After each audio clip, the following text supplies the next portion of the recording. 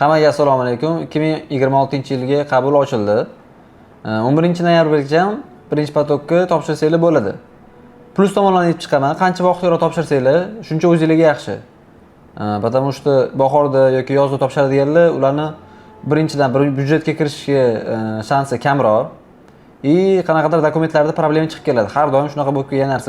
Sizlarga ham har doim yetib kelamiz. Iloji boricha vaqtga topshiringlar. Buning uchun eng oson yo'li, misol uchun bitirayotgan sinf bo'lsa, 11-sinf bitirayotgan bo'lsangiz topshirsa bo'ladi.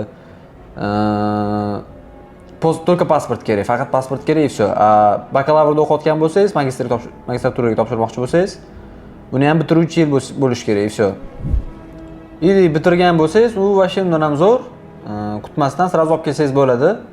Потому что dokumentlaringizni tez-tez yig'ib topshirib olsangiz bo'ladi. Dokumentlaringizga ham uncha ko'p pul ketmaydi. Taxminan $200-300 ketadi.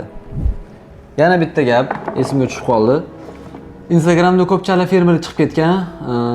Ular odamlarni laxotron qilib, ishini bitirmay ko'p problemalarga olib kelyapti. Ularga ishonmaslikni sababini keyingi videoda tushuntirib beraman.